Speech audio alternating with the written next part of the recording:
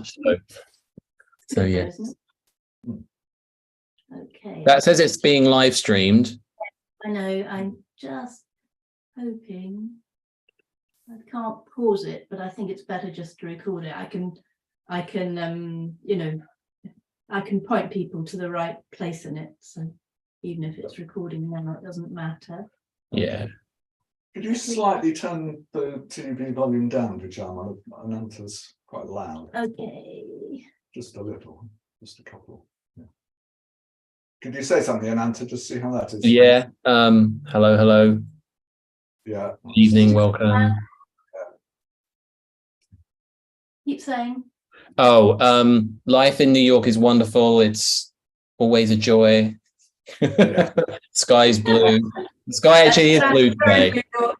The cows are in the fields. Yeah.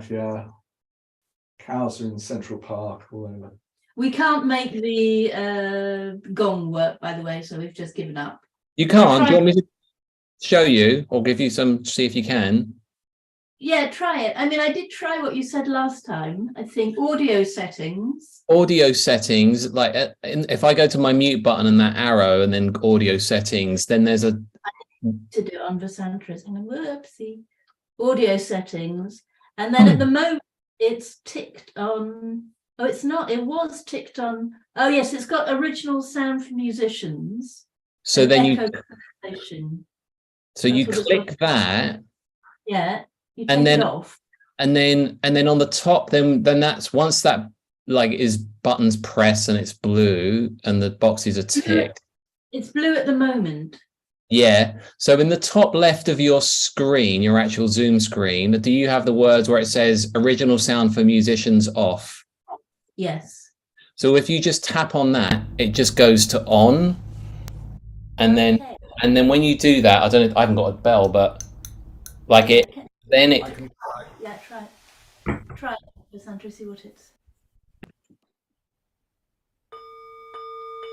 Yes.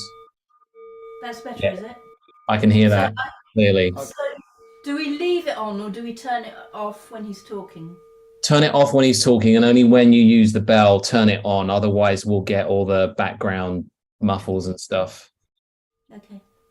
That's going to be a bit of a bother. Well, let's see how we go. Okay. That's all right. That's easy. That's just one button at the top there. I can do that. And the echo cancellation should be on, should it? I have my one ticked. The two I've got ticked are high fidelity music mode and echo cancellation. I don't know what the other one is, stereo audio. So shall I do the high fidelity? Yeah, I've got that ticked, yeah. Not quite sure what it means, but... Okay. We'll do that. There we go. Okay. Should we give it another go? I'll just put it on. Click the gong.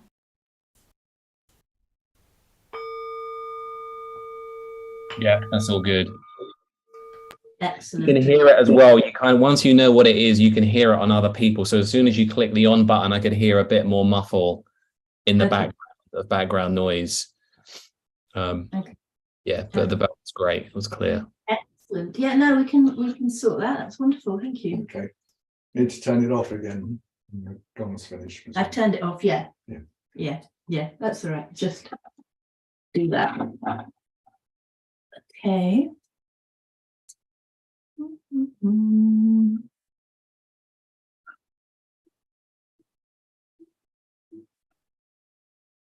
So we got 14 people in the waiting room. What time is it? 7:25.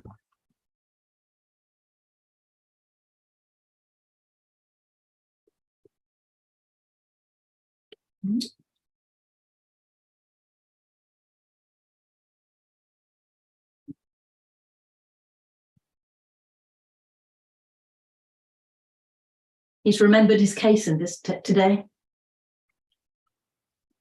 He's all legit and everything. Yeah. Yeah, proper order member.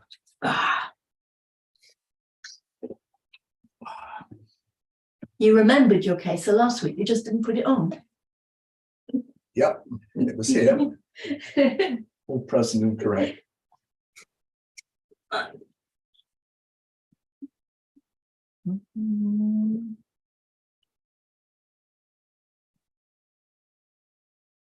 Anything else from last time, or was it all right? From my end, it was all great. That was the only thing was the bell. Yeah. Otherwise, really smooth, I thought. Excellent. Did you try clicking on any of the stuff? Only that, not from the from the, you know, the stuff from the Gower, not from the actual session. I know. I think that was all right. I clicked on it. Okay. That was all fine for me. The Gower stuff. Good. Good. Okay. So do you want me to look after letting people in and while you sort other stuff out? You could do, although having said that, we're live anyway, so I just need to make a note of the time, and then I can sort of go from there. So now, I mean, you don't need to, Ananta, I can let people in, but if anything happens, you're there as a backup, aren't you? Yeah, if I see anyone hovering or anything, yeah.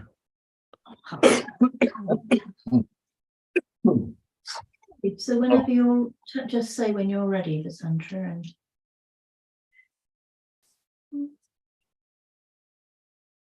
Okay, give me 1 minute.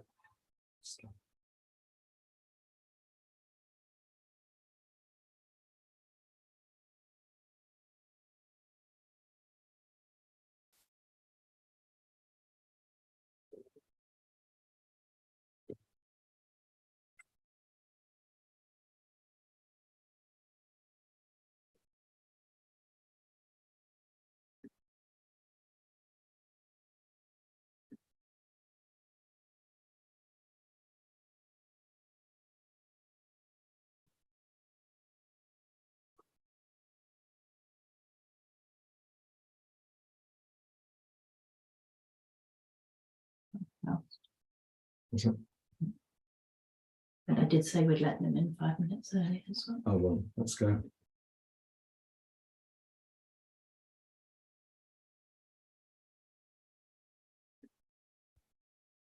And here they all are.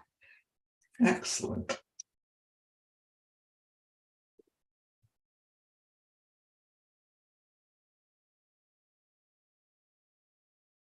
So welcome to everyone. Very good to see you all again.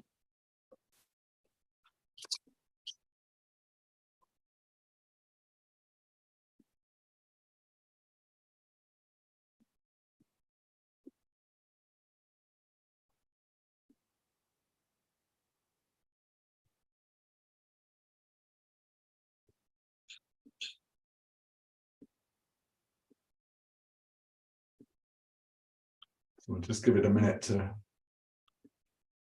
let any more who are kneeling in the snow outside the gate be admitted.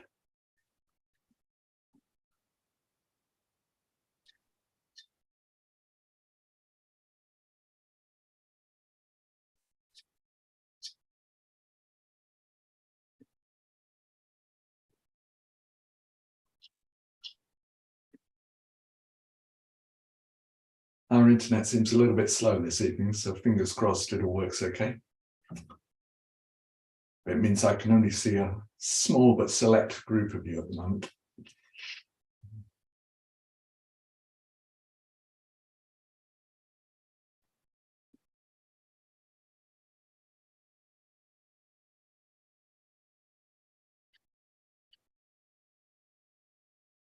Okay. So as usual, I've got Vijayamala here on tech and also Ananta in New York looking after us. And Vijayamala and I both had COVID since we last saw you. At the end of the previous session, I thought, I've got a bit of a scratchy throat after doing that. And the next morning I had a lot more than a scratchy throat and I tested positive. So we've both been fairly under the weather. I felt like I've had a bad flu. I'm really glad that I've been vaccinated a lot. I'm not sure the feeling of what was in my system. I felt I wouldn't like to be taking that on without the help of some vaccinations. Anyway, we've managed to carefully manage to be ill with COVID in between these two sessions. So now we're basically good to go. So let's start with some meditation.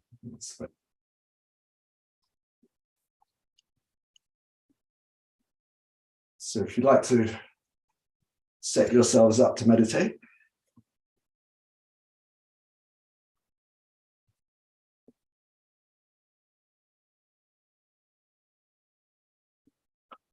last time we did a couple of meditations, one which was more metta-based, or bringing us together, having a sense of our connectedness, our common practice, even though we're in different places, in different parts of the world. And then we did a second meditation, which was more about motivation, where we were exploring what quality it is that we really experience as a result of going for refuge, and then trying to really bring that into the present, to give ourselves a sort of cellular experience of freedom or love or whatever it was. And I'm suggesting we could carry that out into the day, and from time to time, just keep coming back to that sense of, oh, this is the quality I really want to experience through my Dharma practice. And if we keep coming back to that, then it can be very motivating. Okay, so this time we'll do a little bit based around opening to the six senses, and also being aware of whether we're in the past, the future, or the present, which was a theme of the material from the Gaia that we put up for you to look at over these last 2 weeks. So as usual, starting with relaxation, I want to take 1 or 2 big, easy out breaths. Just letting go.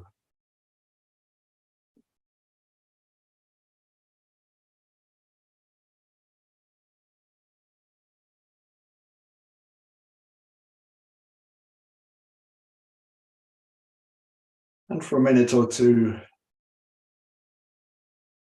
luxuriating, savoring the fact that there's nothing to do. Feeling that point of freedom. Don't have to be concerned about the past or the future. Letting this moment take care of itself.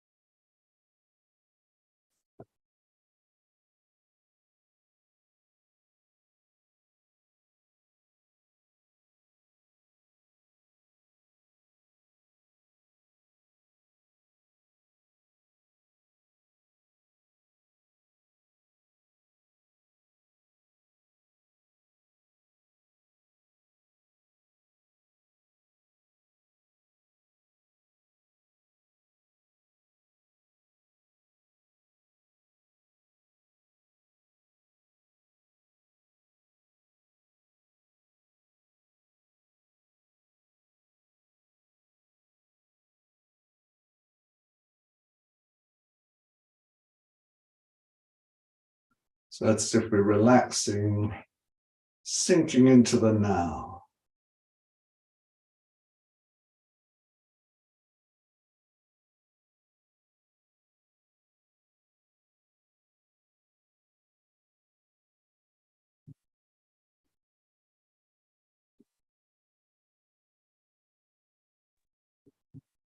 With that, there's a natural downward movement of energy.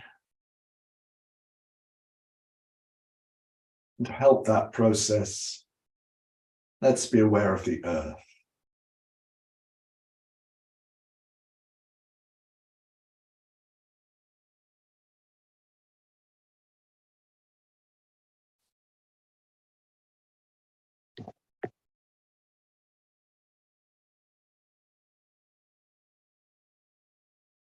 Being aware of the actual sensations that tell us that we're connected to the ground.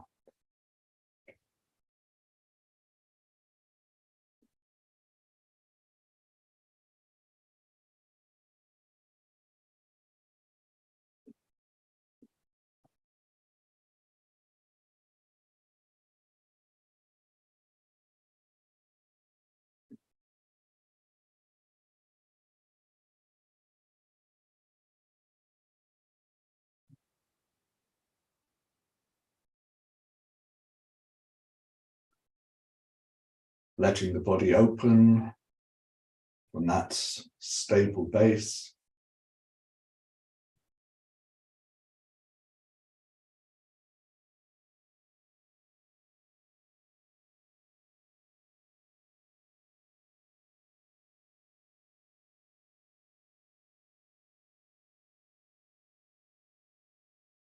Now bringing a kindly awareness into the body.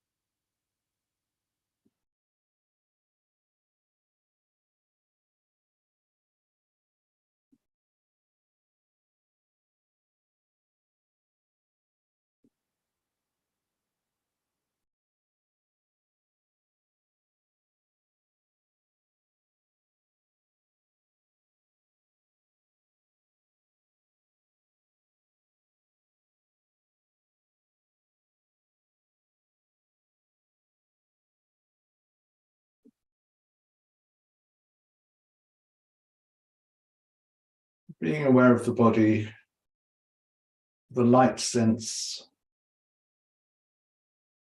how it's always in the now.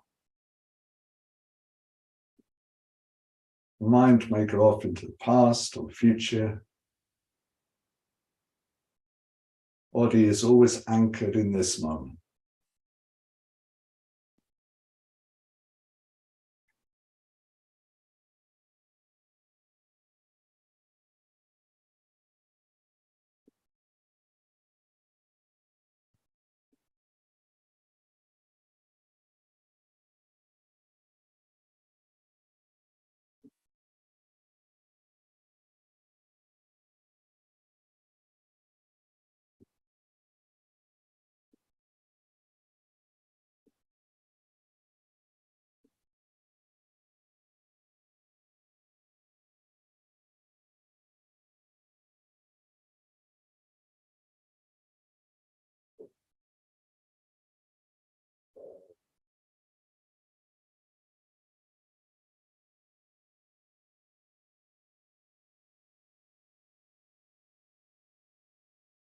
Letting the awareness of the bodily sensations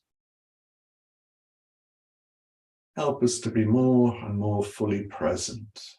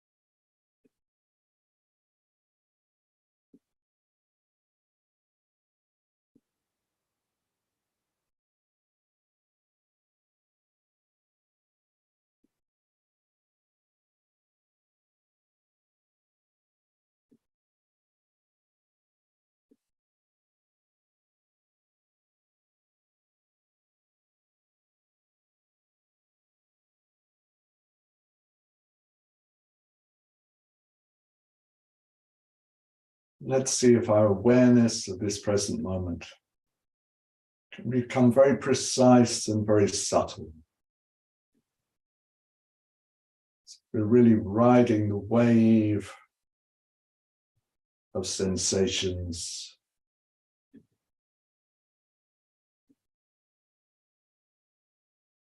Coming as close as possible to the arising of each new moment.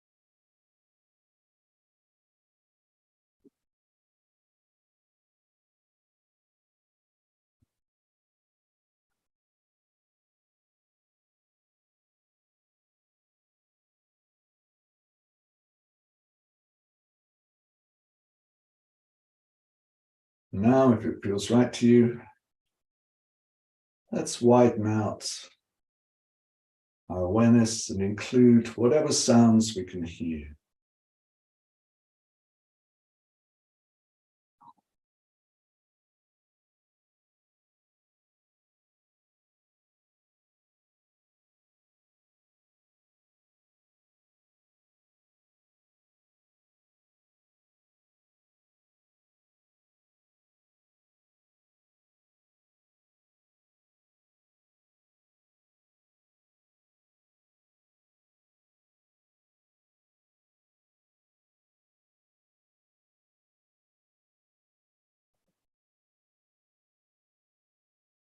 No need to label the sounds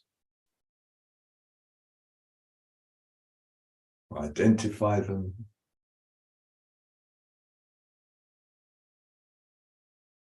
If that happens naturally, that's fine.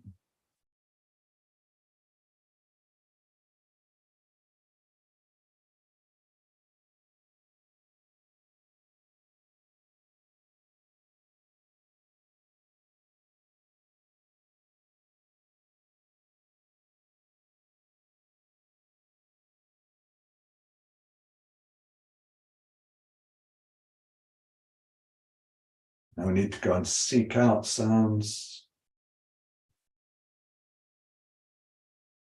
Open and receptive, as it were, letting things come to us.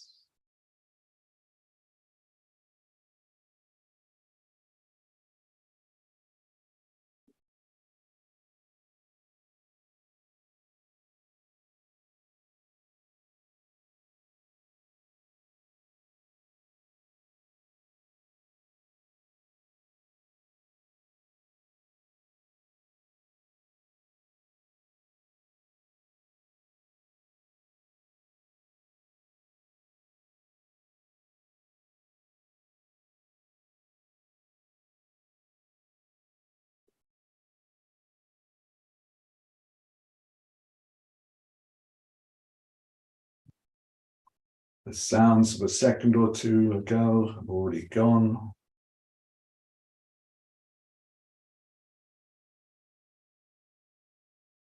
Like with the physical sensations. Let's see if we can be the unfolding wave of sound, moment by moment.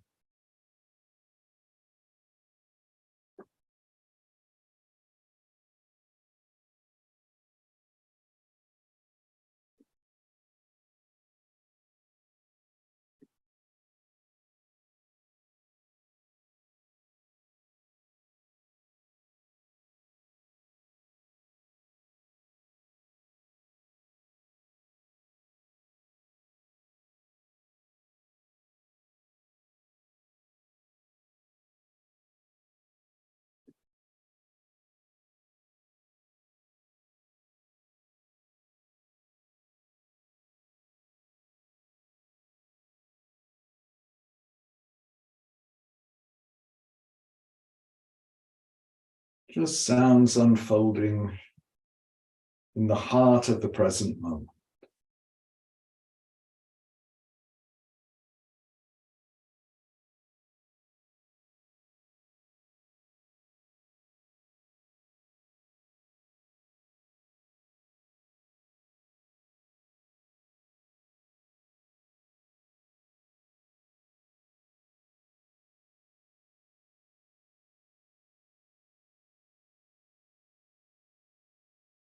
Now we could add in more experience as it arises. Whatever's appearing in our visual field,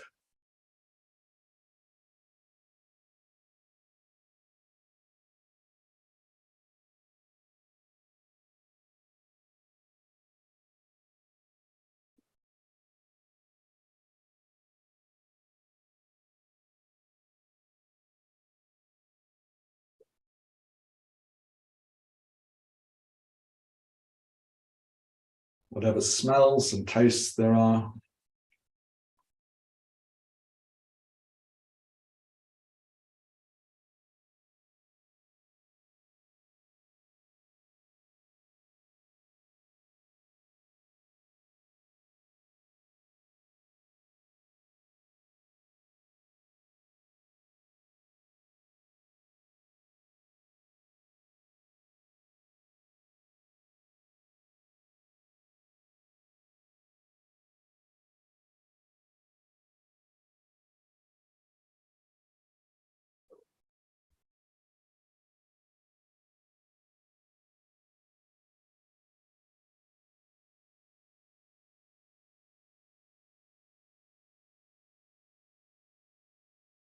whatever emotions, words, images,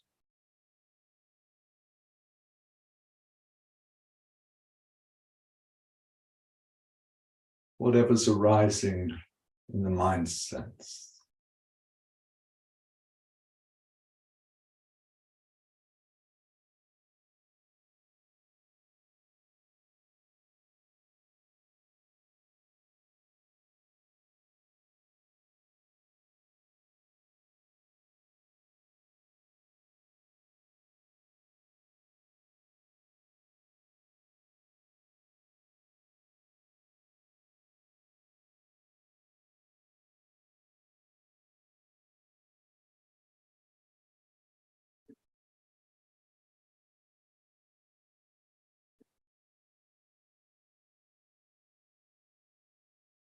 And even if the words and images and emotions are about the past or the future,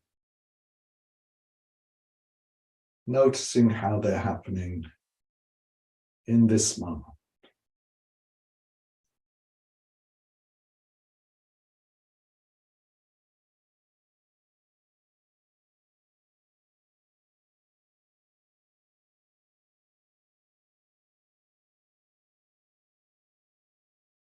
We never really go into the past. We never really go into the future.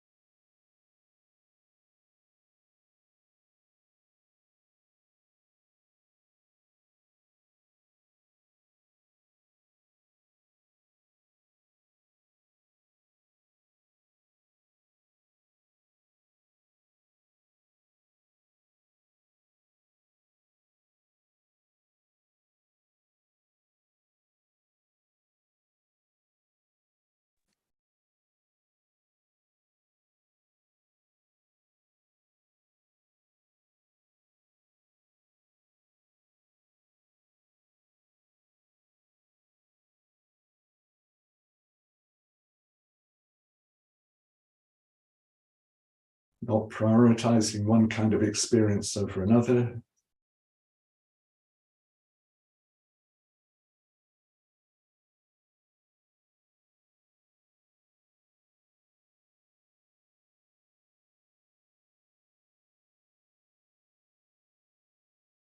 The sensations, sounds, sights, tastes, smells,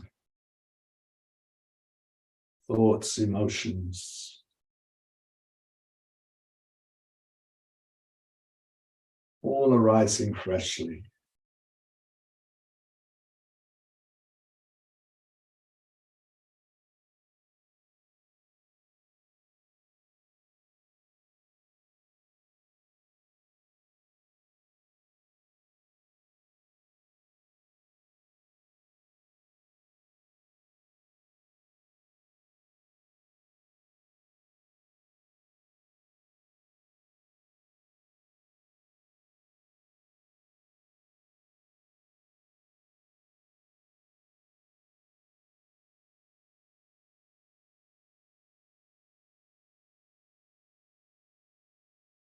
Feeling the freshness, the nowness.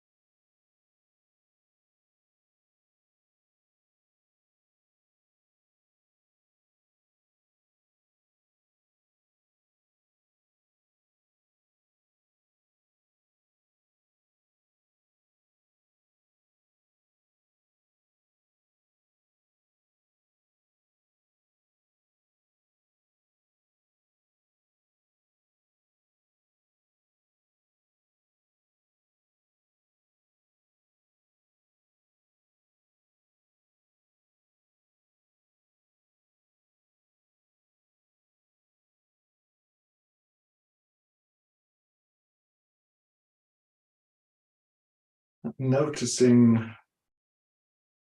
whether ideas of nowness and freshness are helping us to go into the heart of our experience, or whether they're covering over experience, or whether we could just let them go.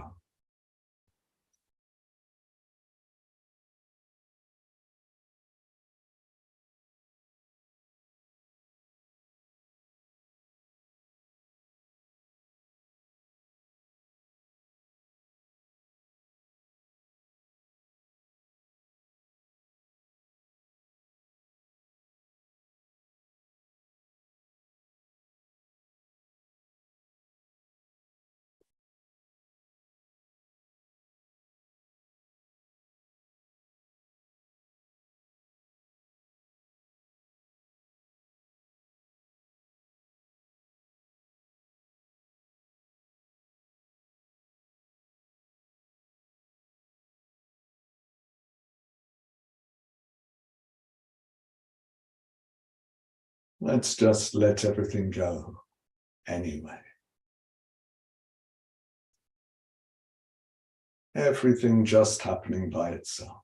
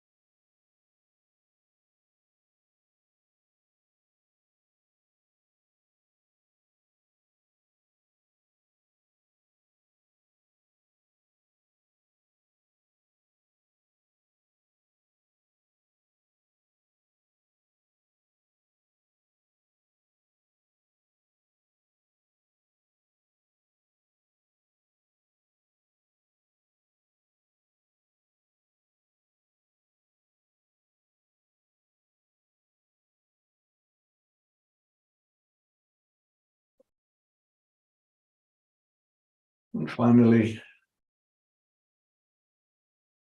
sharing the benefits of the practice with all living beings.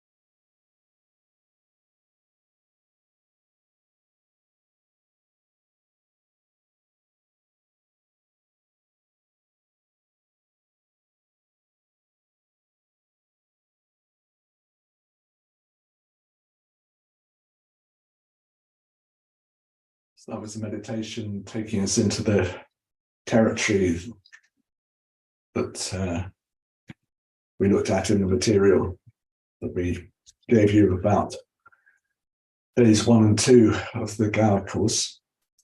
So in this session 2 weeks ago, I did a sort of introduction to Mahamudra, which is something I also did in the Gower, but which wasn't recorded. And I was talking about the possible difficulties or misunderstandings you could have about Mahamudra, and also the benefits and advantages of practicing in this way.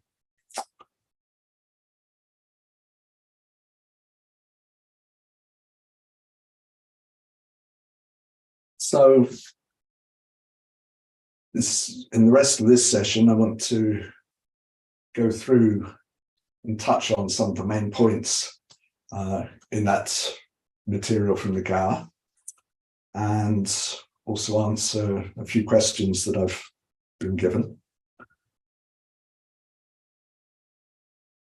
And I think I'm actually going to start with 1 or 2 questions briefly, because they touch on quite basic understandings. And the first question, I won't read the whole thing, I don't have it with me, it was sent to me quite late on. But basically it's asking, well, Mahamudra talks a lot about non-dual experience, and different spiritual traditions talk about non-dual experience and they mean different things. So what does Mahamudra mean by non-dual experience? And the questioner thinks that maybe Mahamudra, by non-duality, means the realization that all phenomena, subject and object, are empty of any inherent existence, and in that sense they're non-dual.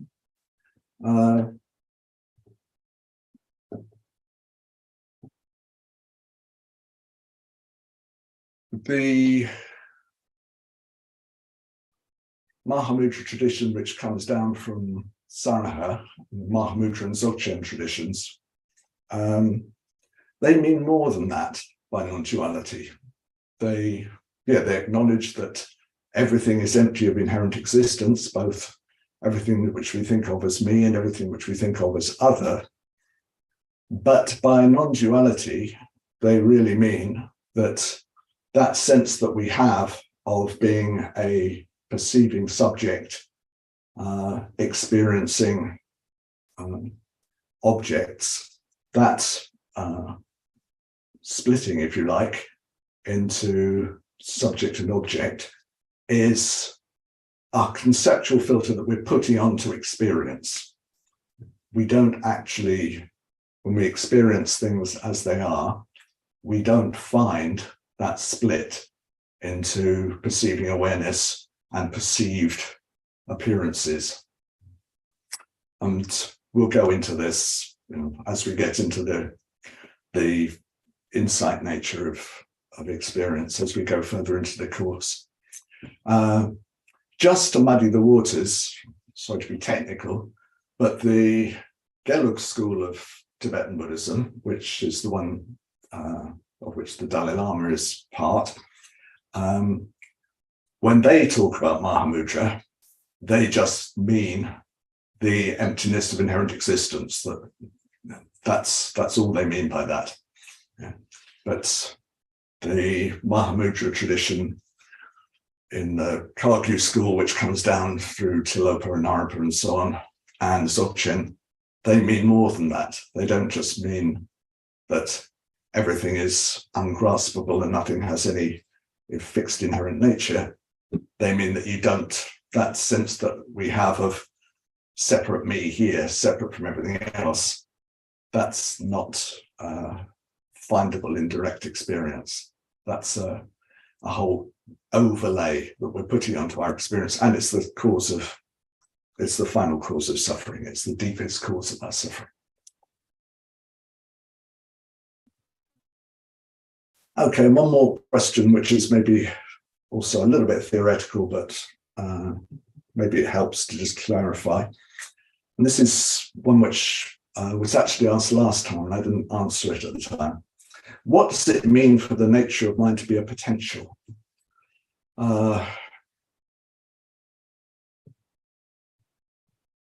So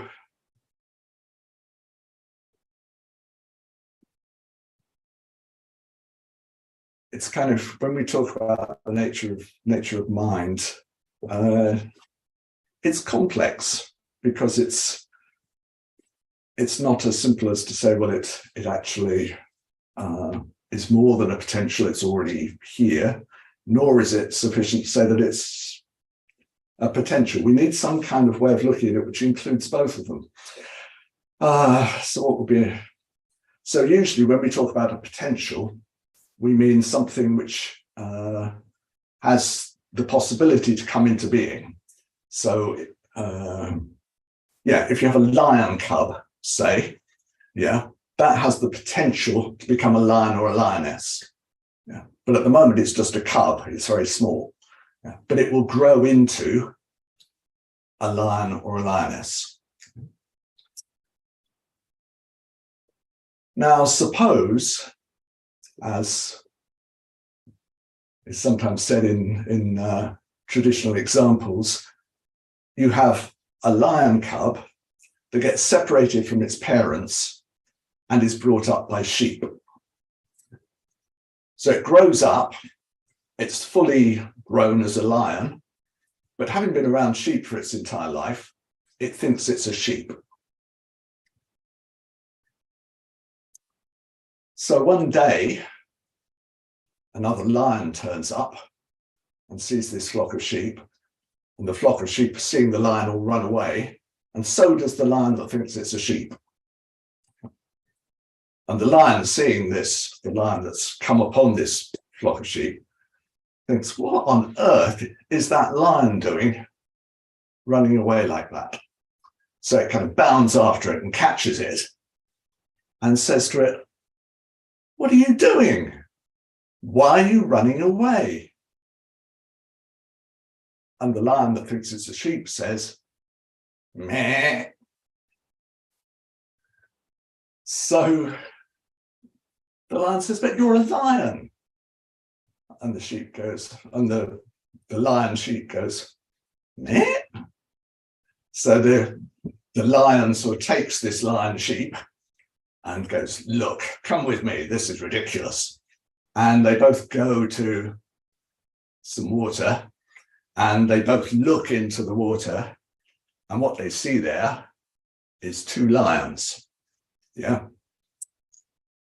So in a way, the position with the nature of mind is closer to the lion that thinks it's a sheep. Yeah. A lion that thinks it's a sheep is actually a lion. It really is, you know, the lion, its lion qualities are fully present, and yet it doesn't realize them. Yeah. It thinks it's a sheep. Yeah. And because of that, it doesn't access the qualities of a lion, and it runs away when, you know, when a lion turns up. So it's more like that. Yeah. We tend to think, say with non-duality, that we have the potential to eventually experience non-dual experience. And because we feel like, well, we're a self, we feel like somehow we've got to sort of dissolve away this self in order to experience non-duality. Yeah. But the fact is, as we saw in answer to the previous question, everything always is non-dual. There is no separate self confronted by, you know, objects. Yeah. That's all a mistaken way of seeing things, just like a lion that thinks it's a sheep. Yeah. So what are we going to say about the nature of mind? Well, we don't want to say it's just a potential, just a potential lion. It's an actual lion. Yeah. It's got a lion's body. It's got, you know, all the equipment of a lion. Yeah. But at the same time, we don't want to say, well, you know, that's enough, because if it thinks it's a sheep, then its potential owning of its full qualities won't happen. Yeah. So we're in this situation with the nature of mind, where the nature of mind is non-dual. That's our true experience all the time. And yet we don't see it like that. We don't believe that's how it is. And so for us, in a sense, the full potential of the nature of mind is yet to be realized. So in that sense, it's a potential. So if you hopefully that example helps you see how at one and the same time, the nature of mind is not something to, you know, that we have to bring about. Yeah. But we do need to clear away, it's still potential for us until we clear away the misunderstandings, until we clear away the mistaken way in which we're interpreting our experience. Okay. So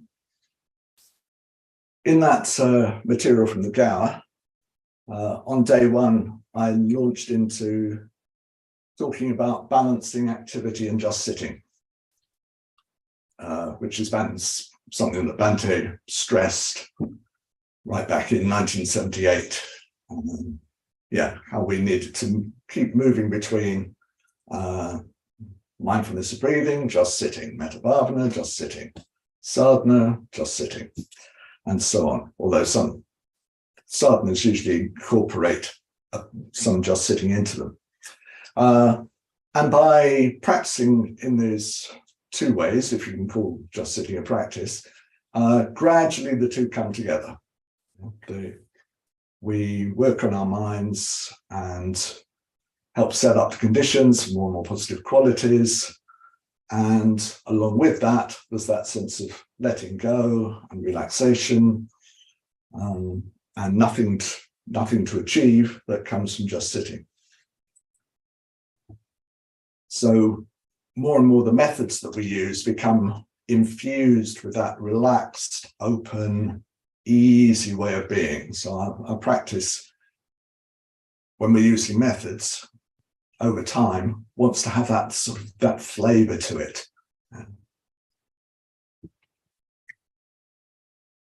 And we see the methods as methods that they're supports to help our mind become more relaxed, more natural, simpler, easier. And when I was talking about this, I was talking about how actually, natural absorption can happen at times, and also how each night when we go to sleep, in order to go to sleep, we have to let go completely. So thinking in terms of the 3 times, if when it gets to bedtime, you're still caught up with the past and what happened earlier in the day, you don't go to sleep, you toss and turn. Yeah. If you're really worried about what's going to happen tomorrow, you don't go to sleep, you toss and turn. Yeah. So we know how to relax that that sense of self. We know how to relax the selfing, and we do it each day. What we don't know how to do is to do it sort of consciously, in full sort of conscious experience. And that's one of the things which this meditation over time teaches us to do. So we're really, really, really relaxed and fully aware and conscious. And we've let go of all the concerns of an apparent self.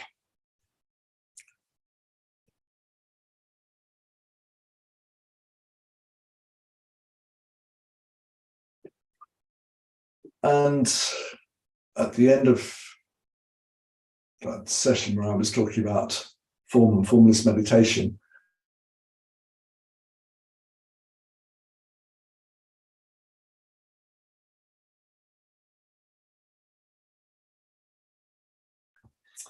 and in that, you remember he talks about how a lot of the time in our lives, we're seeing things in terms of their use value.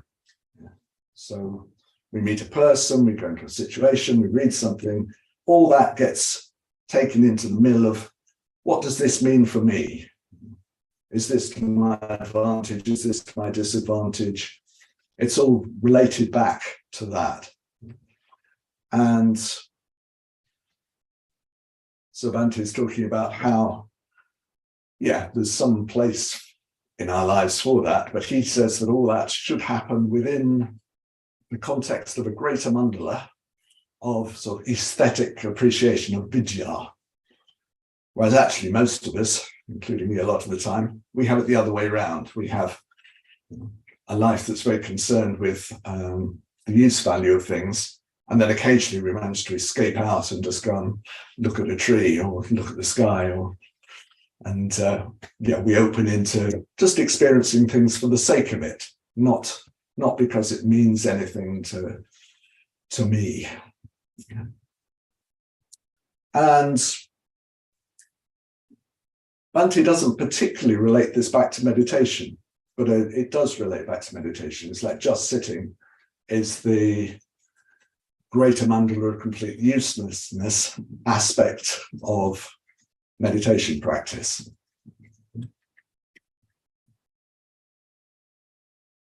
So when we're just sitting, at least in the full sense that Bhante talks about, we're not trying to achieve anything. We're not relating anything to trying to go anywhere. We're in the world of the Heart Sutra. We're sort of taking the stance of that deep wisdom. Yeah. Not even wisdom to attain. Attainment too is emptiness. So we need at least some periods in our practice, both on and off the cushion, where this is not about achieving anything, even achieving enlightenment, even achieving awakening. And those periods will actually really help us to achieve awakening. We do it by letting go of self-reference and self-concern and giving, surrendering our awareness to what is going on without relating it back to a sense of me and how does this fit into the narrative of what I'm trying to achieve.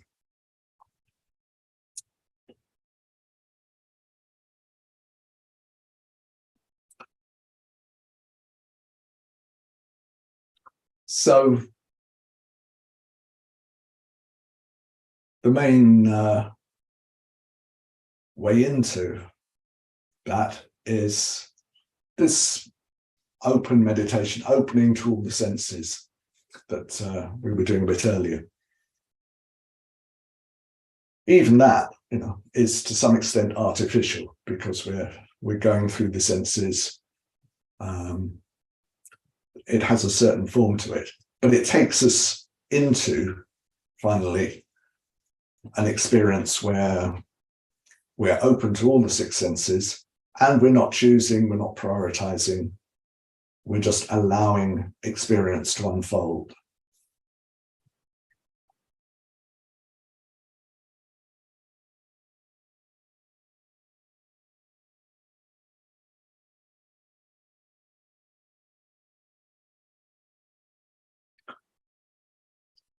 And just going on a little bit further, one of the most effective guides for taking us into deep just sitting is the six dharmas of Tilopa, which are very simple, but they, if we really apply them to our experience, they have the effect of opening up experience more and more and more. And we saw that the first one is don't recall. So don't go into the past. It's very useful at times in meditation to go into the past, to reflect or to explore what's going on in some kind of way, but not for just sitting.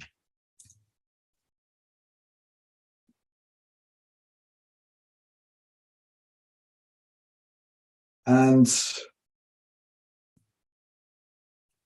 in a way, the main seeing that is really helpful with all this is to see how going into the past and going into the future, and even thinking of me in the present, sustains that sense of selfing. How we create a sense of an ongoing me is by a narrative, is by telling ourselves the story of me. And me has a past. There was I when I was 9. There was I last week with COVID. There I was 15 minutes ago meditating. Here I am now.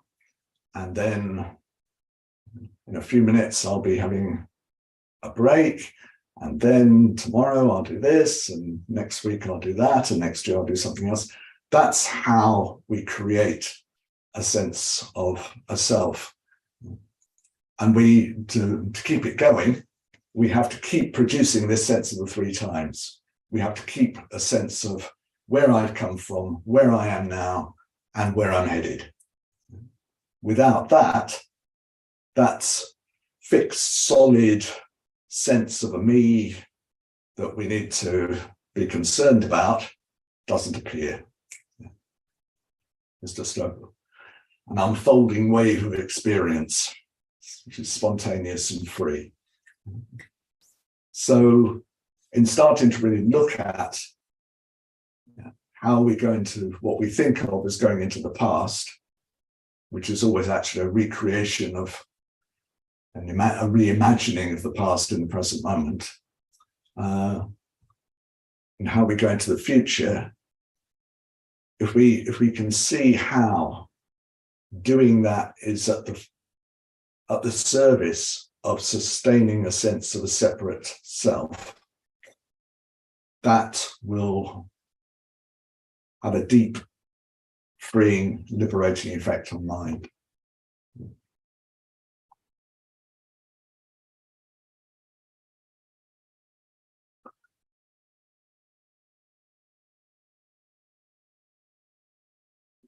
Okay, so let's stop there for a few minutes. Let's have a break until 25 to, wherever you are, and then we'll come back and explore some more.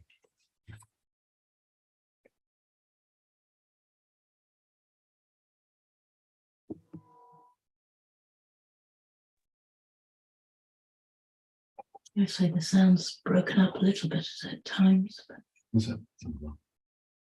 Nothing to become. I've got a sort of, I've got a red, continuous red Oh gosh. bars. You're still speaking, Lysandra.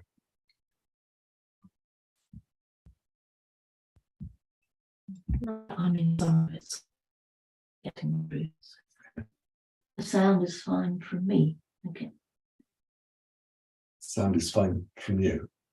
For me. Oh, somebody's saying the sound Yes, is so fine. Okay. some people are saying the sound is broken up. Oh, And okay. others are saying the sound is okay for me. So Yeah. sound mostly Might okay. to- no problem you so might want far, to a bit mute, itchy, yes, but very Sandra. understandable. Might want to put your mute on.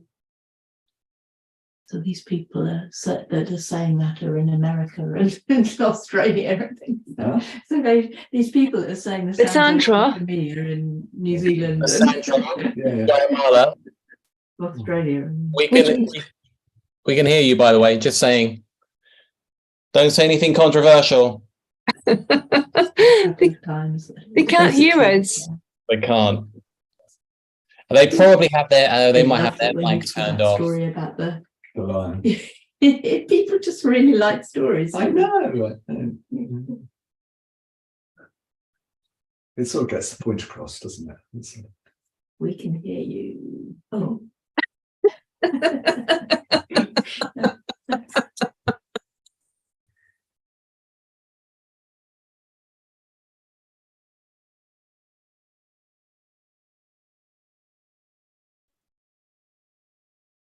And the sound only came off about twice for a few seconds.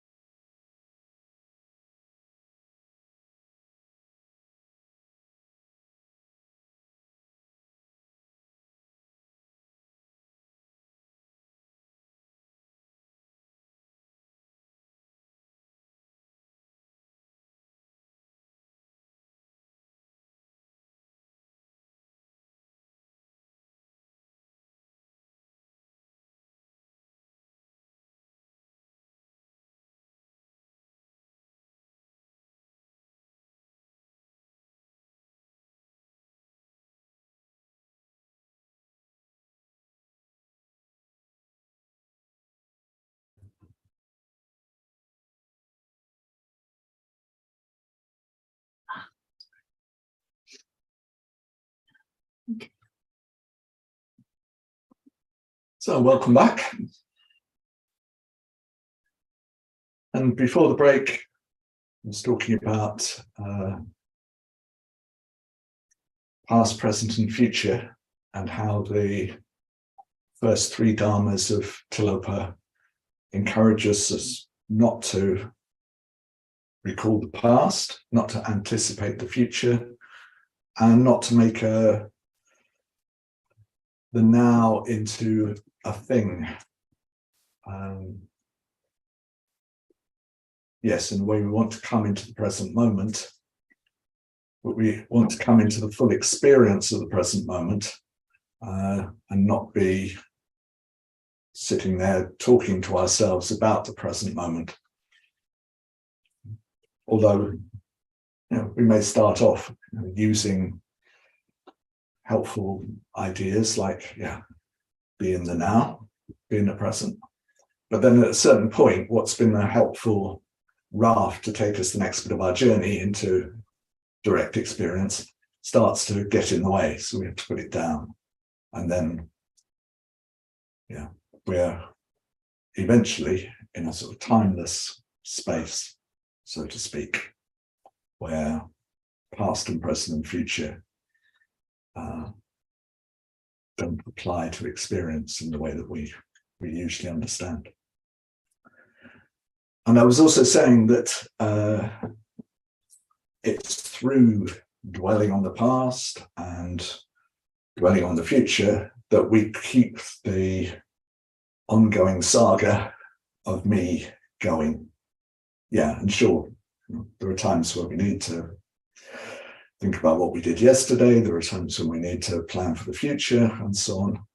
But if we watch our minds, it's almost, well, continuous might be a little bit strong, but we keep regularly coming back and, as it were, orienting ourselves between the past and the future. And in that way, we keep recreating a sense of a separate self, and we keep recreating suffering in the moment. It's always a good question, how am I, we don't need to be suffering in any moment. So the question is, how am I creating suffering for myself in this moment? And our basic strategy is to have a sense of a me that goes through time and has to be preserved now and in the future.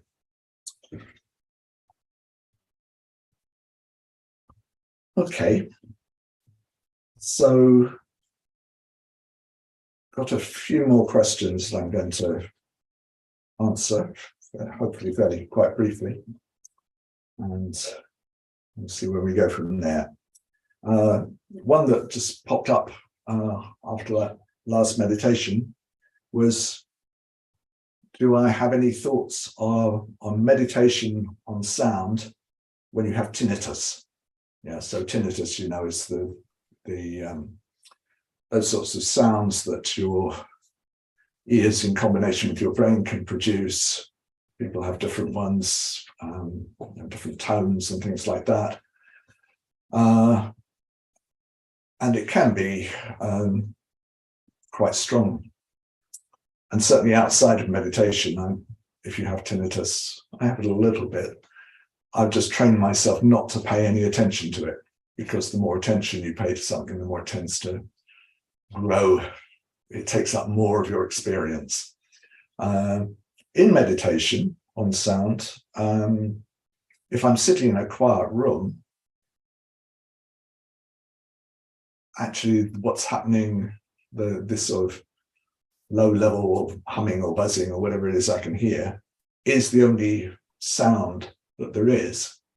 So some of the time I just focus on it. I use it just like, you know, a bird song or anything else. I don't have to label it as pleasant or unpleasant. It can just be another experience that I've experienced as fully as I can, and it keeps transforming moment by moment. Or I decide, right, I'm not paying attention to that, in which case I'm just meditating on the silence, which is the absence of any external sound. So I'm aware of that. Main thing is don't do your best not to turn tinnitus into too much of a problem. Yeah. It's not something that in meditation you want to be trying to get away from, or as far as possible, just let it be there. And then I had a couple of questions about the present moment.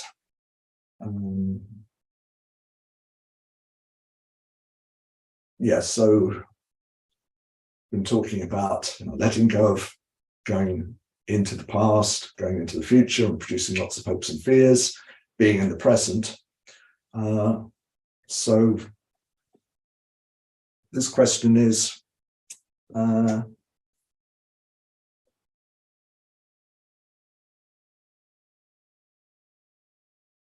have a question to ask which you might like to go over, which is around what being present or in the moment means when you realize that you're distracted or something apparently random arises. As an example, this morning, while I was practicing just sitting, I had a memory of being at a certain railway station, and almost immediately following this was a corresponding bodily felt sense of sadness as associated with that particular place with something sad that had happened to the questioner in the past. Because I was aware of this process, does that mean I was in the present moment or not? So the same question applies to noticing thoughts, other memories, feelings, etc. I suppose any mental event really, especially if a bodily correspondence is felt, which to my mind is an anchor. Is this being present? In the case of the memory flashing up, even though this is seemingly beyond my conscious control, it could be argued that I was in the past.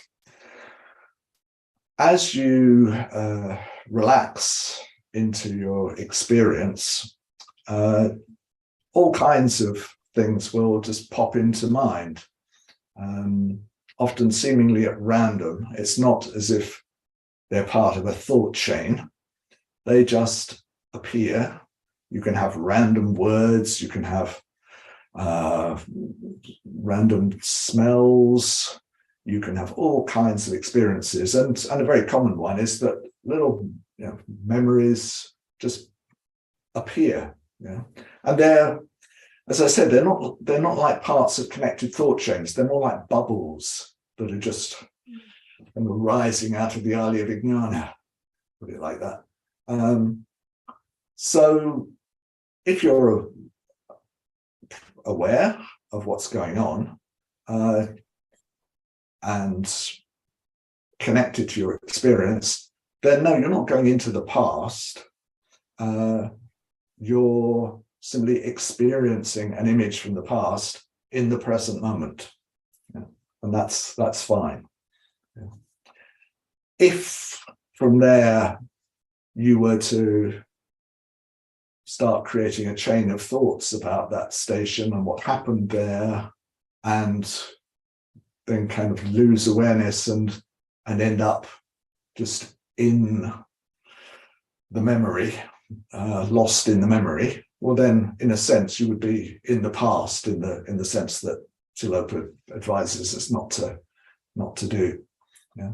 But yeah, you can have images from past or future, and they just arise in the present moment, they're known and they transform. And that's fine. That's just going to happen. So I hope that's clear. One more. A paradox I'm finding is this. If I practice in the true just sitting way, or my best attempt at this, I find bits of undigested experience come to the surface, like making clotted cream, if anyone else has done this. Yes, this is the same thing I was just talking about. If I stay true to the practice and keep opening without particularly preferencing this stuff, then it all dissolves before it can really be said to have arisen. This seems very helpful, to see the empty nature of something which is perhaps big and scary. But I've also found that if I stop and listen, in inverted commas, to whatever is showing itself, especially if it's some challenging emotion, then once the waves of it have been lived through, mind is able to open more fully and deeply, and there seems to be less subject-object polarity. So it's not as if one of these is a good thing and the other is a bad thing. They're just two different ways of practicing. So if you're practicing just sitting in, as Bhante talks about it, when I just sit, I just sit. So if we're practicing pure just sitting, then whatever comes up, you allow it, you don't attach to it. And because you're not attaching to it, you're not treating it as in order for something to sort of gain traction in your mind, you have to treat it as real, firstly, and then you have to put energy into it. You have to engage energy, either with holding on to it or pushing it away. So if you do neither of those, then as the questioner says, it all dissolves before it can even really be said to have arisen. And this seems very helpful, to see the empty nature of something which is perhaps big and scary. So practicing just sitting in this way is really helpful. It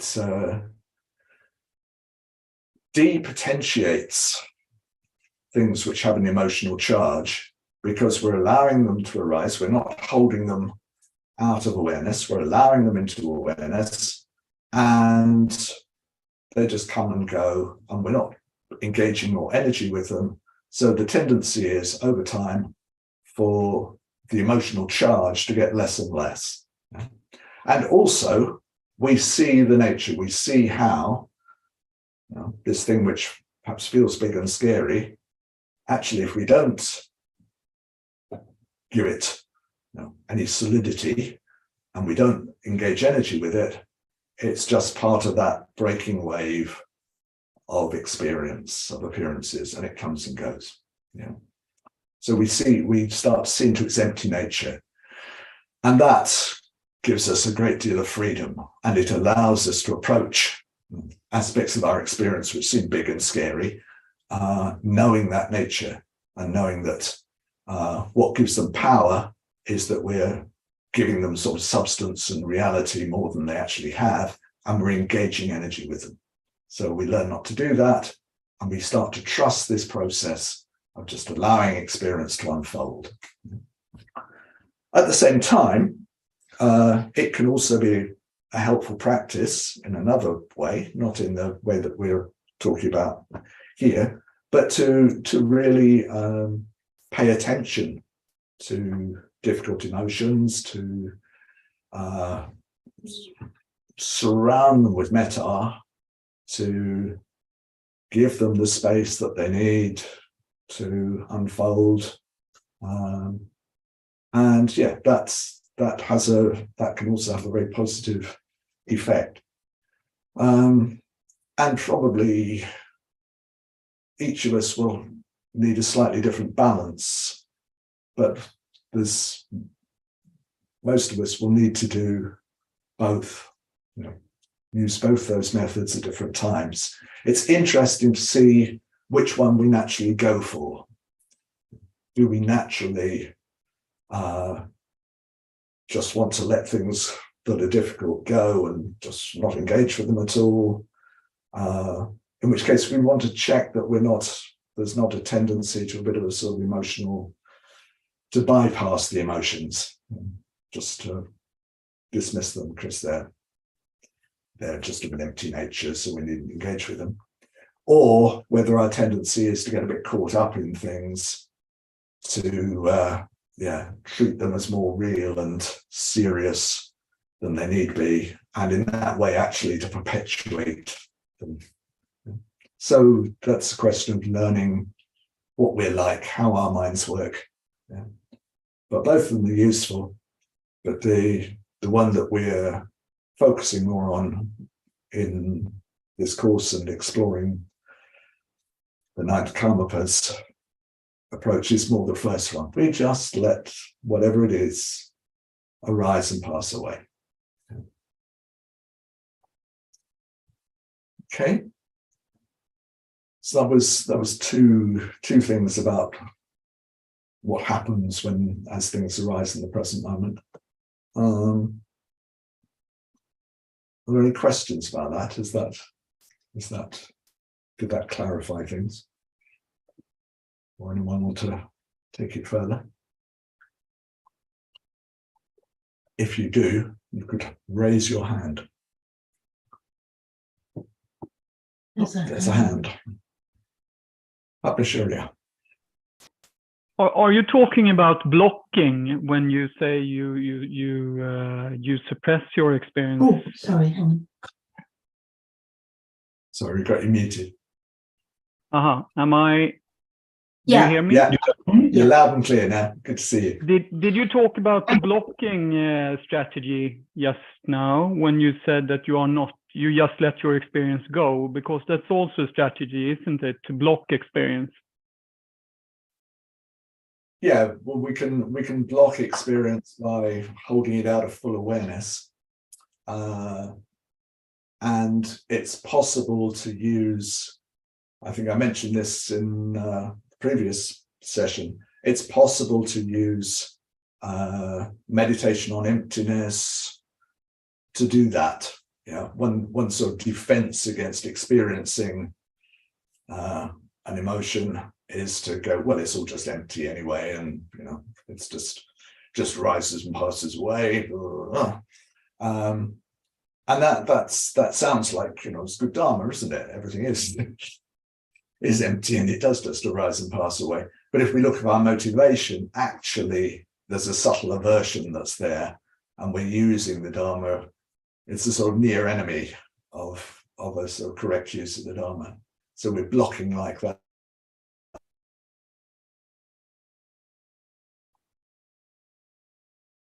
Does that address what you were saying, Pampasuriya?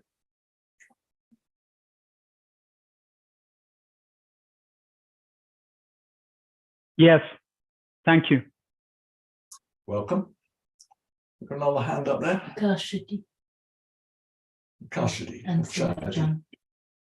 It's like Shayadi, but I'm used to being called Akashadi. That's because. Hence the phonetics of the sound. Yeah. Hello. Yeah, so when my question is really about the kind of the processing of the experience, or the allowing of the experience, whatever the experiences are. I mean, I may be deluded, but what happens when I really kind of just allow is I realize that there's so many things, there's so much kind of popping and fizzing of experience, in terms of sight, sounds, emotions, whatever. None of my senses can possibly process any of them. So it just feels like this continuous, that's what I'm saying, am I deluded? Because I'm just experiencing this continuous popping and flowing. I'm just thinking, well, I can't, what am I supposed to do with this? I'm just sitting with this kind of fizzing, and my human, the limitations of my human body, I can't possibly experience everything. Am I making any sense? I think so. Let me respond a bit, and you can tell me whether it feels like I've understood you. So yeah, when you go right fully into experience, there's an awful lot happening. Yeah, so there's awful lot that's going on, and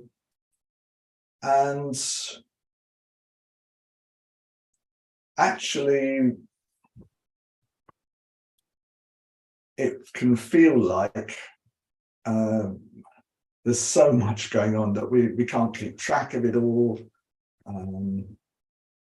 Yeah, it can feel like too much. But when that happens, it's about finding relaxation within that. Yeah. It's if something in us feels like it's got to make sense of all this, or it's somehow got to organize it or do something about it. But actually, there's no need to do anything about it. Yeah, it's as if something in us is trying to keep up.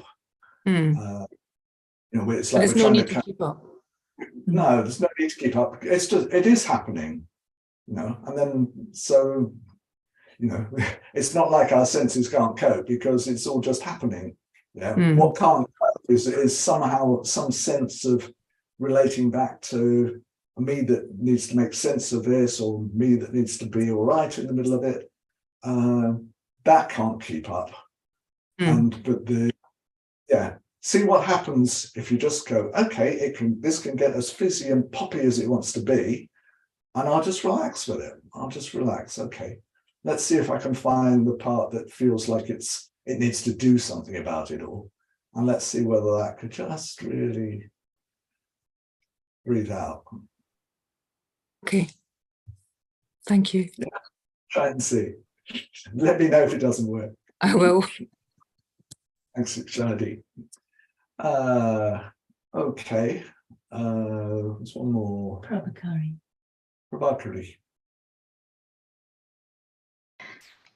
Hi, just what you were saying about things popping into the mind seemingly at random also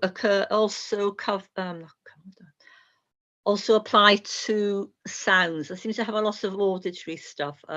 Sometimes I'm hearing words or songs, hymns from my childhood, or just random conversations. And it's a bit hard. I find I can get caught up in like, where on earth has that come from? And what's that about? Yes. You can have all kinds of things.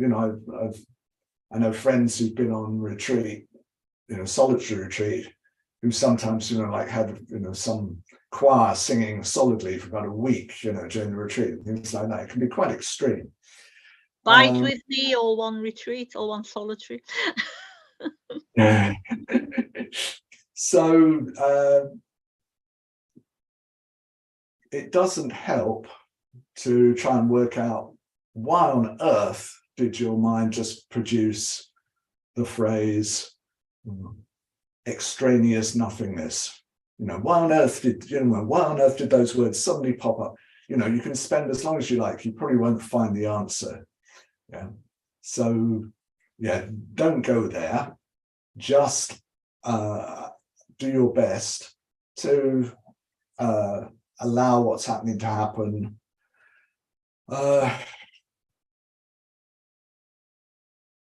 That's usually enough. I mean, if we're not that interested in what's going on, then it's either just background music or background words. the issue is usually that we get caught up in thinking, well, why is this happening and how do I stop it, and I don't know how, and all that. It's the reaction to the sounds that's the issue. Yeah. That's great. Thank you very much. Okay. Swati. Hiya. My question is, it was to do with the bit you were talking about. I haven't written down what you said, but what I can remember was to do with a sense of not trying to make a sense of a self by going into the past or by going into the future.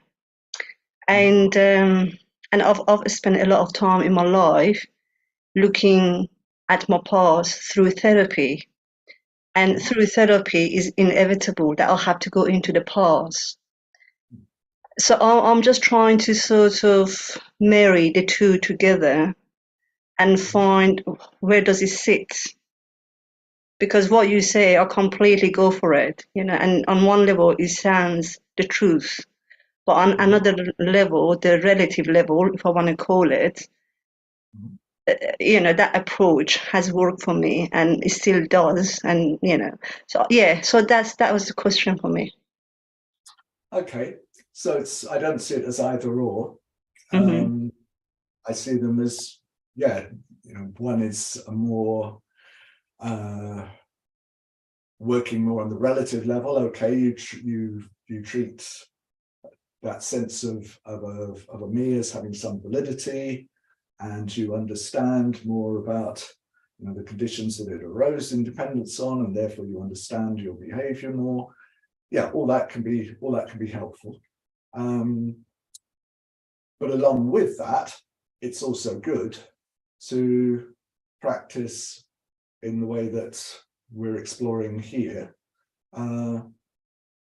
where you're taking apart that sense of a sort of continuous me, you know, going through time. And doing that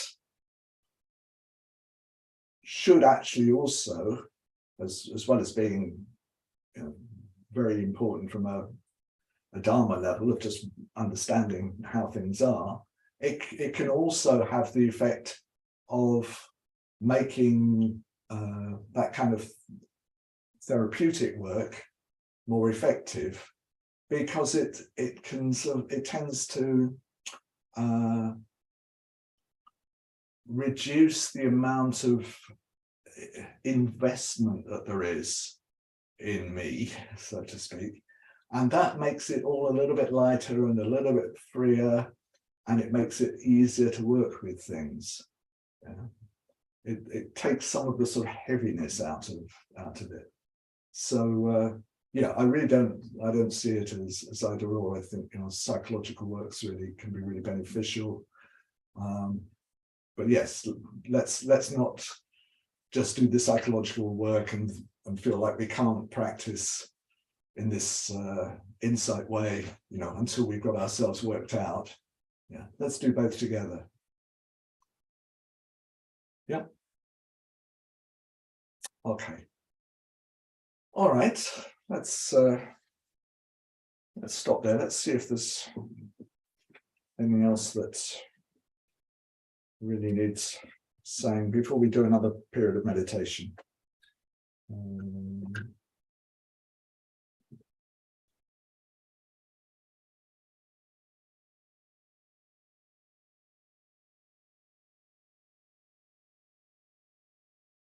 No, I think that might do it.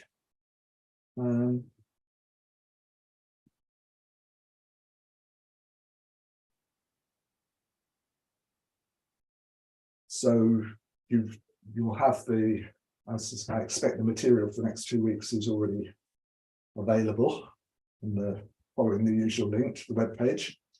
They are unedited. Yes, I should have mentioned that. Yeah, all the transcripts are all unedited. Sorry about that. You just have to do your best with them. I'm really grateful to all the transcribers who've put this material together for us. Yeah, one day we might have an edited version, but yeah, we wanted to share this with you and get the material out there this year rather than waiting until we had nice edited transcripts. So yeah, you'll find the material for days 3 and 4 on the website now.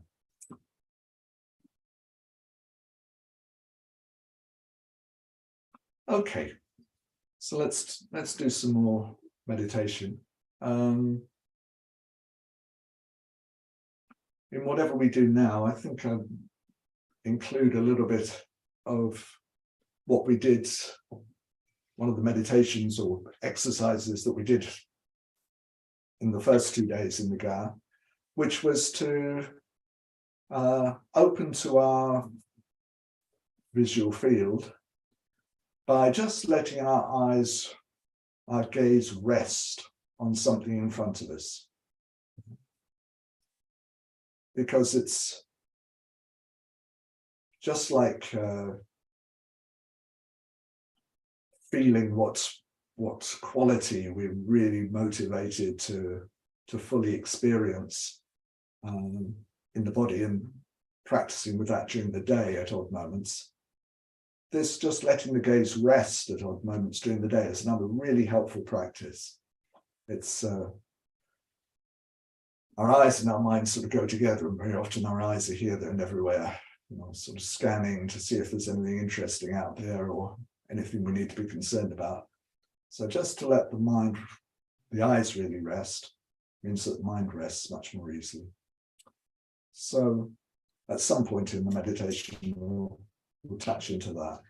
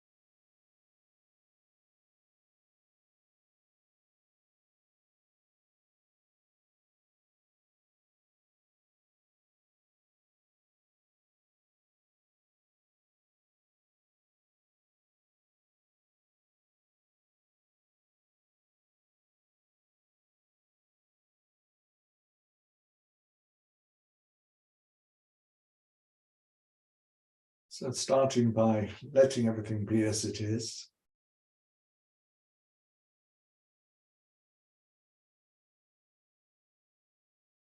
Unconsciously, we always feel as if the way to happiness is by controlling things.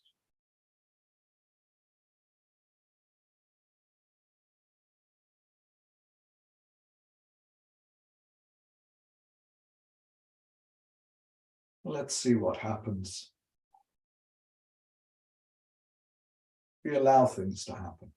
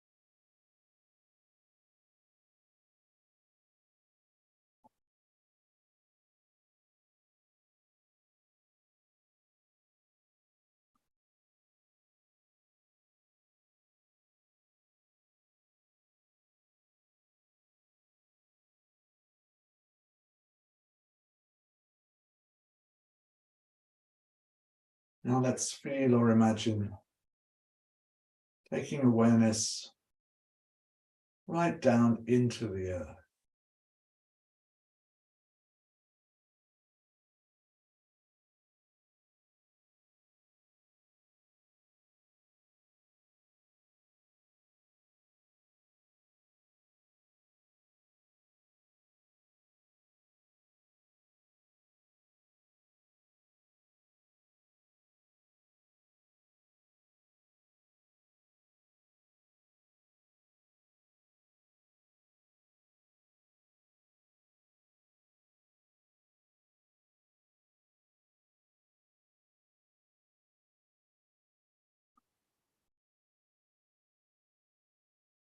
So the body becomes really stable.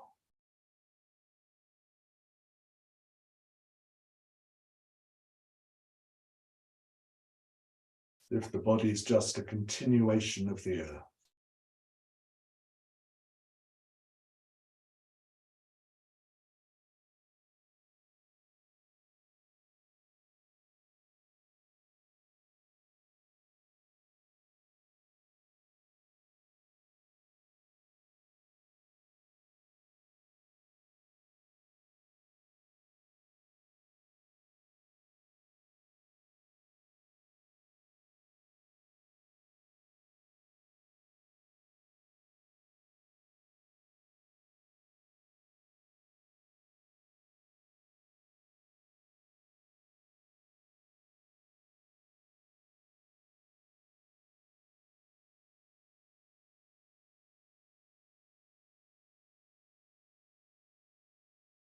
Letting the upper body rise up like a mountain,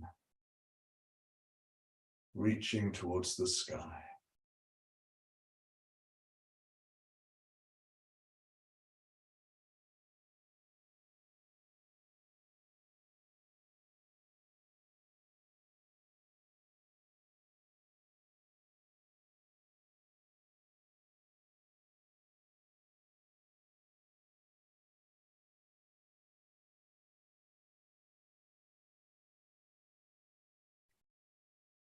Now letting the whole body be a field of kindly awareness.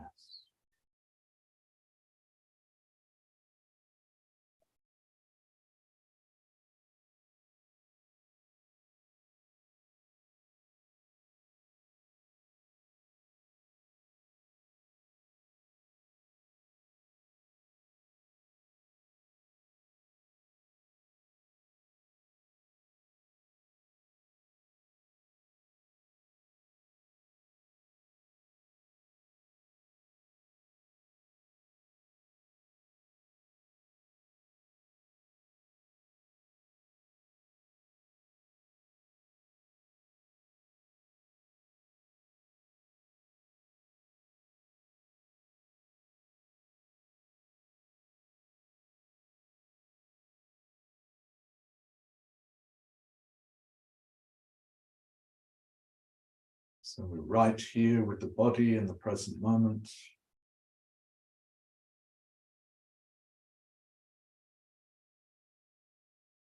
All the arising sensations are cared for.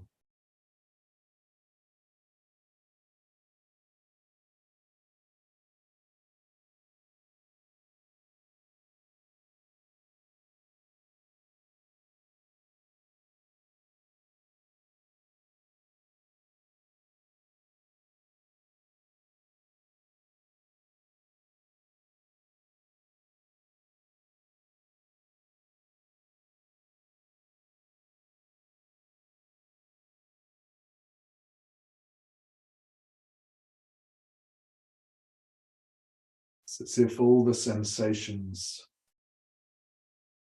are manifestations of that kindly awareness.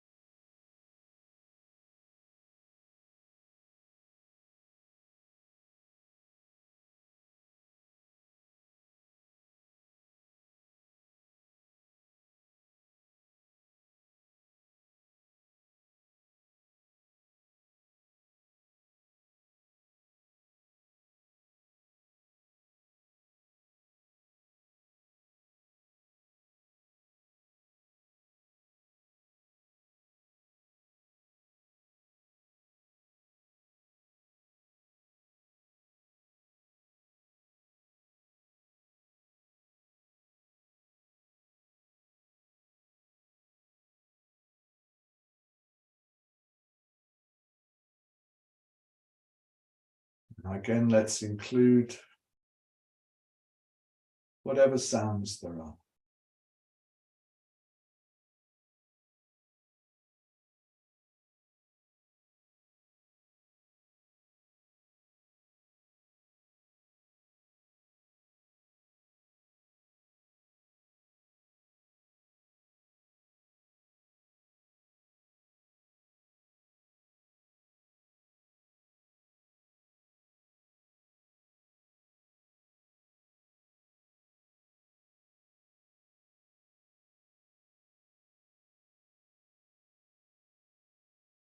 And all the sounds are manifesting within this field of kindly awareness.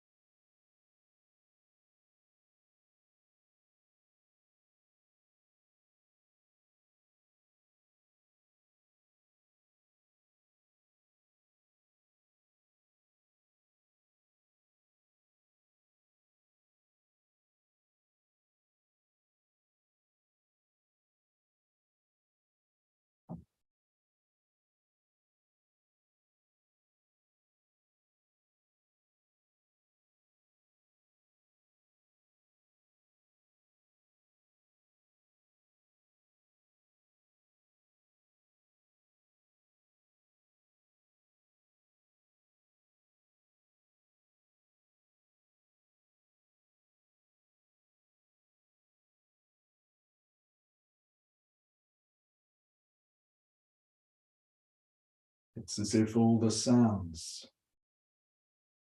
are manifestations of kindly awareness.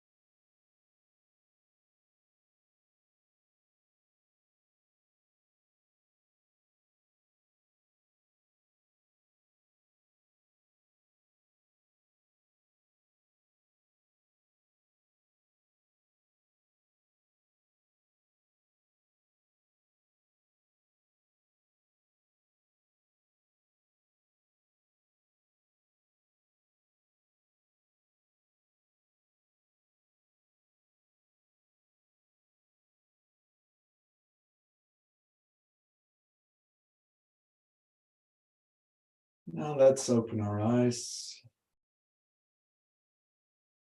And if possible, just find a spot, maybe a meter, a few feet in front of us, on which we can let our gaze rest.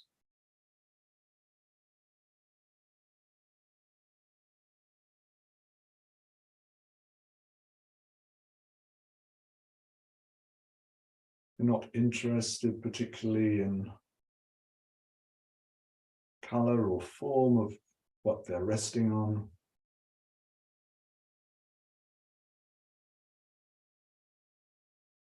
This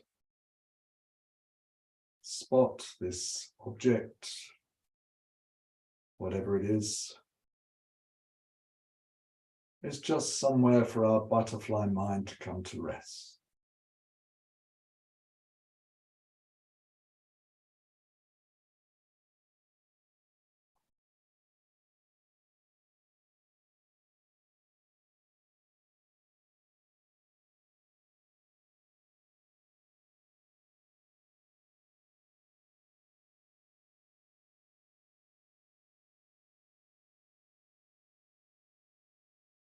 Letting the eyes be very soft.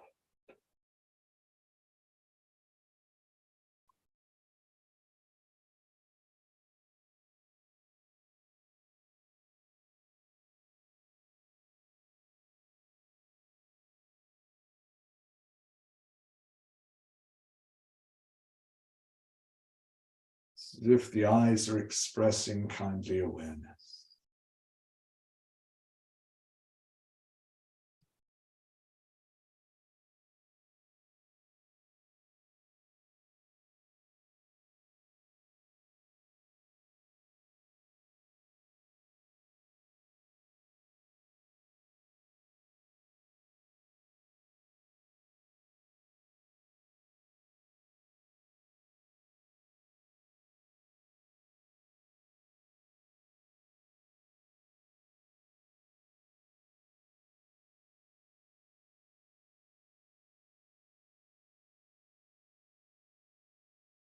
letting everything in our visual field be permeated with kindly awareness.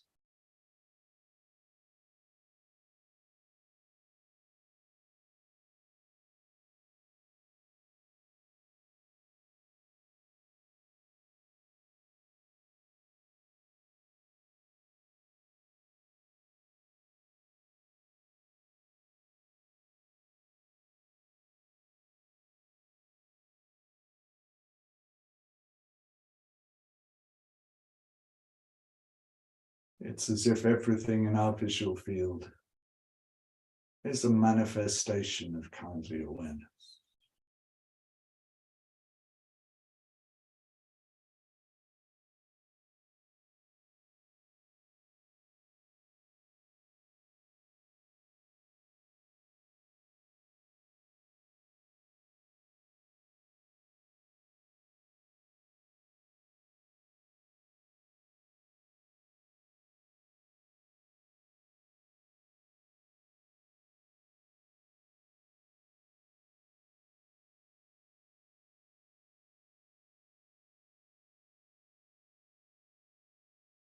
Now we can keep practicing with eyes open, or if we prefer,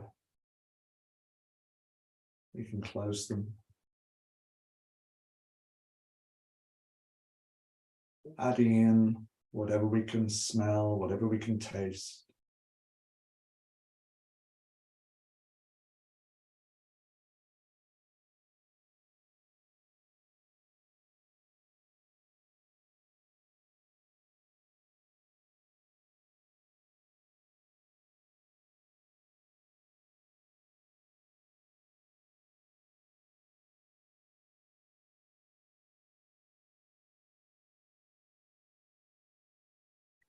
It's as if whatever we can taste as the taste of kindly awareness.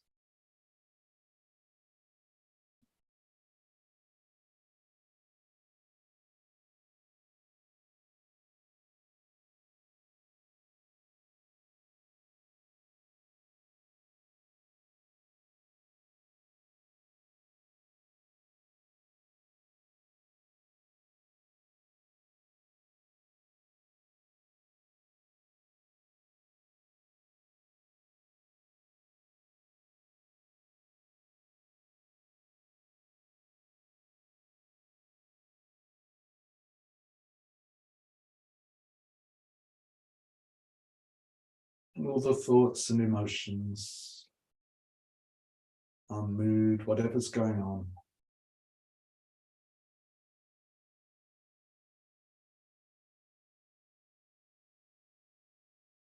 it's as if all that is a manifestation of kindly awareness.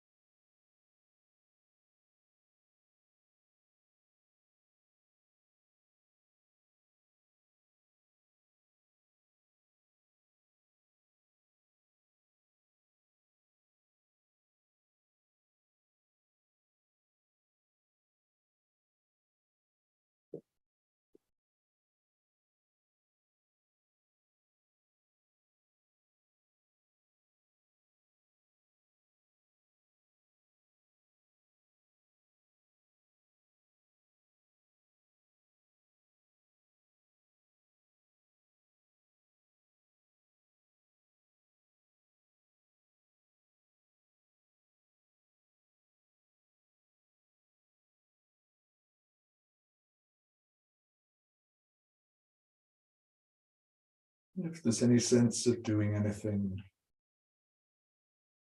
making anything happen,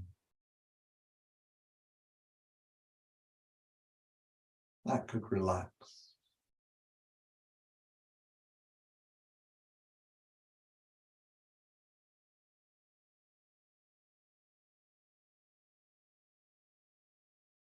Just relaxed, kindly awareness.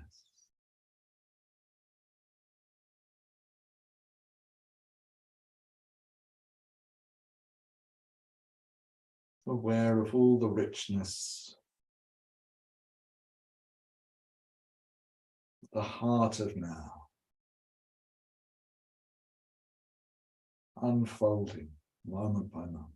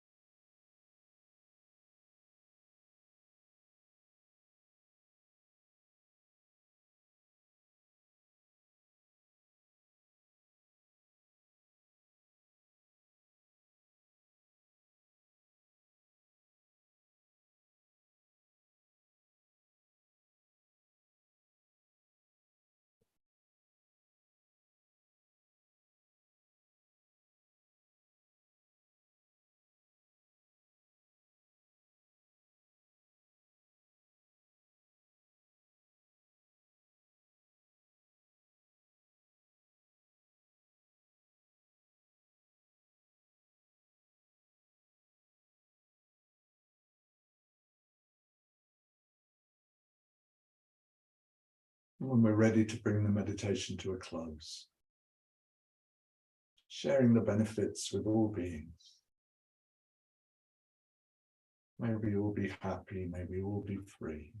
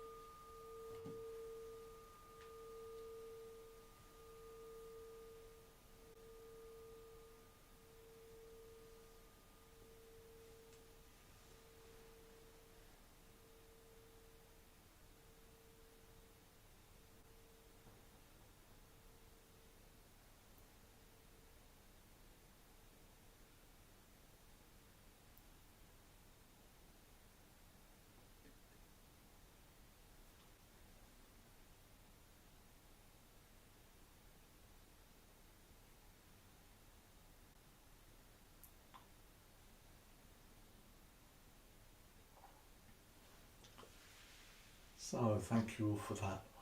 Very good to practice together. And you have the material for next time.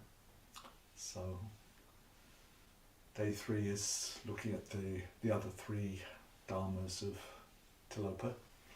And then day 4 goes on to some different ground. So wishing you all a very good 2 weeks and hope to see you next time. Go really well until then.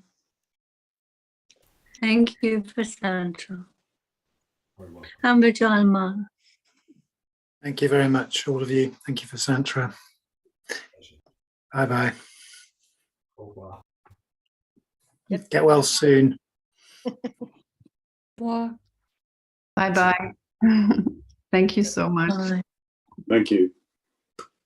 Thank you so much. Thank you, Vasanta. Thank you, Bye-bye. Bye. Thank you, Vasanta. Thank you, Vasantra. Thank you. Thank you, Sandra. Thank you. Thank you, everybody. Thank you, Vijaya Mada. Hope you get